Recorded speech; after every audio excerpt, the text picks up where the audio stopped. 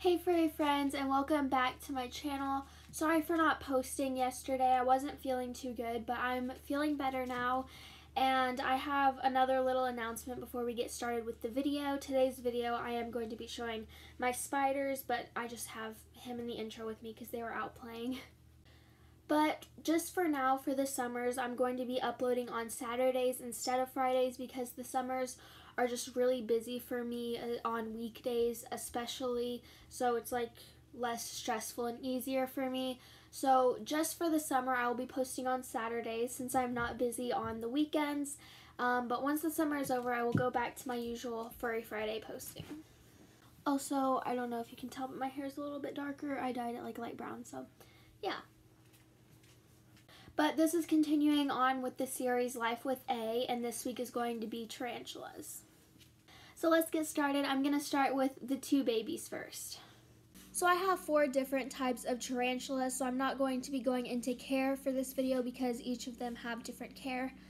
But first I will show you Dumpling. He is our smallest tarantula, and they do have to be kept in little containers like this. When they're babies, they would literally get lost in a normal size tank, but we upgrade them as they get bigger to like a bigger one of these and eventually get moved up to a tank. We use this little spray bottle to like spray the sides of this, and that's how they get their drink. They just drink off the side of this, the little water droplets. I will have to zoom in like really close to show you guys Dumpling. He is so small. I've had him for just as long as I've had my other sling, Dice, but Dice has grown a lot and Dumpling just hasn't. So if you can see him, you can kind of see his legs. Sorry, my hands are shaking.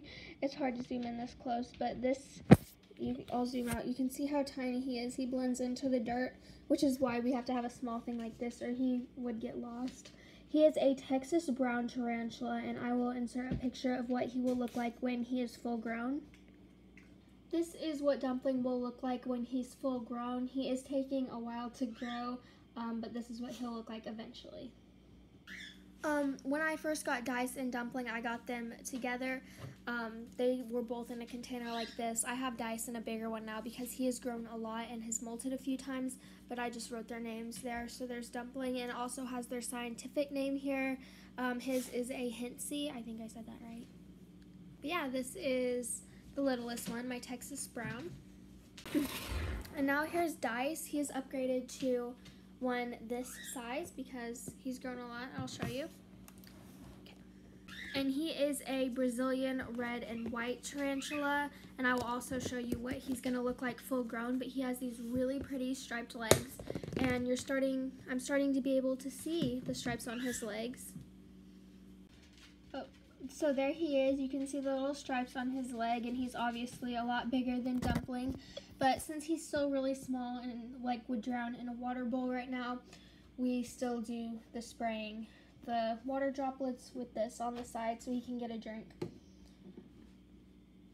This is one of his molts, you can see, and this is him now. I'll show you, I'll put the picture in now of what he'll look like full grown. He's gonna be so beautiful. He already is, look at him.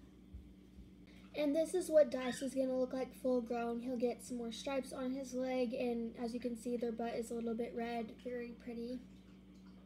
So that is Dice, and his scientific name is Incoloratovillicis. I don't know how to pronounce that, but it's this.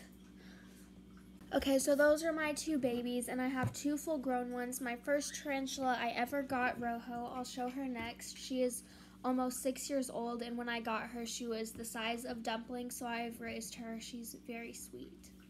Before I show Rojo, I will show one thing kind of about care, because this is the one thing they all have in common. I use this bedding for all 4 of them. It is called Eco Earth. And all of the tarantulas either eat crickets or dubia roaches. We switch back and forth, but you do have to kill them first for the babies.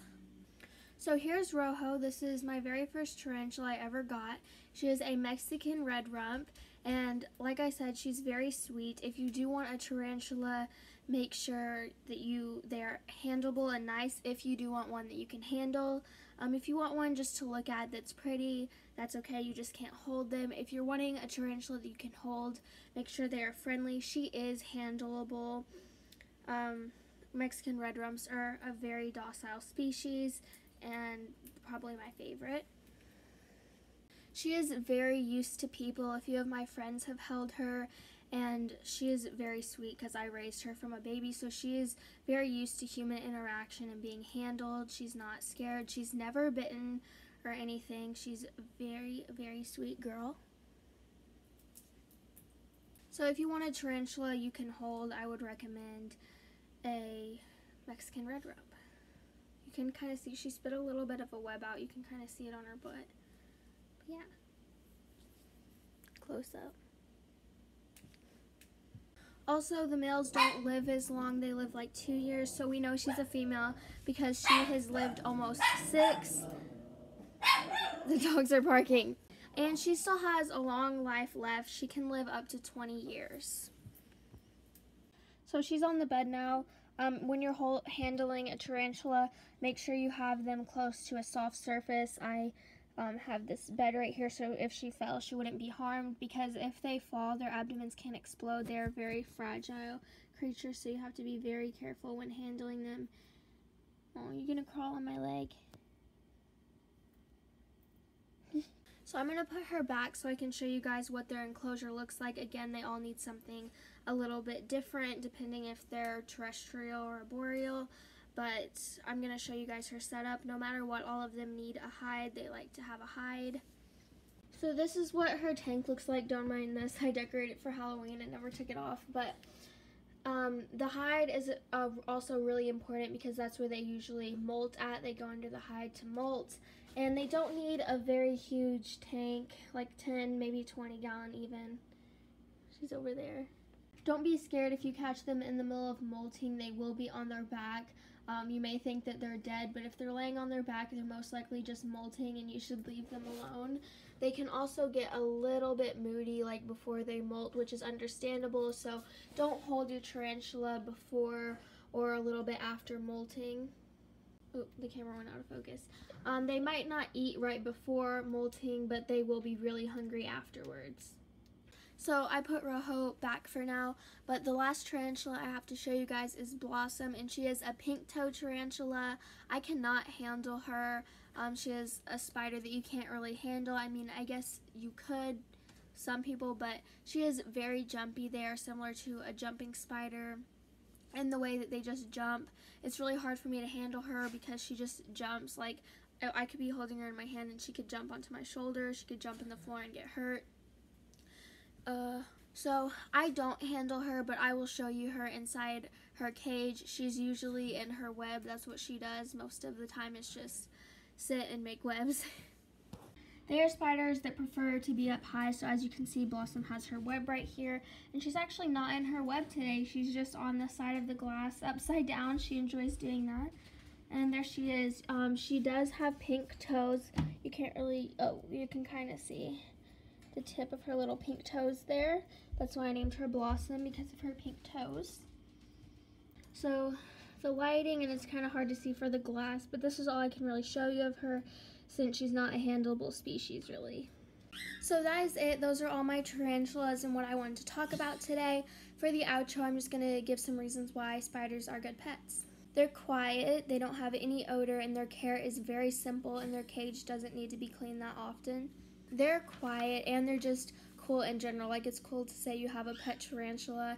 And also, me raising Rojo since she was a baby, when you do get them as a baby, they are very sweet and handleable once you get them used to people. So they are a very sweet animal. And there is so many different, I can't talk, there's so many different varieties. All of them are so pretty. There's like colorful ones, there's all different kinds. Tarantulas are honestly one of my favorite pets. Obviously, I love all animals, but 4 is probably my limit right now since our house is so small. But when I move out, I would like to have a whole room dedicated to tarantulas. I would like more. I really want an Arizona blonde tarantula, and I really would like to have a Goliath bird-eating tarantula. I used to have 2 of them, but they were smaller than Dumpling when I got them, so unfortunately they didn't make it, or I would have 6 tarantulas right now. But yeah, I would like to get more tarantulas in the future. I hope you guys enjoyed this video and found it helpful if you're interested in getting a tarantula. And I'll see you guys next week. Bye, furry friends. Oh, and sorry, the next video is going to be a Q&A, so leave questions in the community section down below for next week's video. Bye!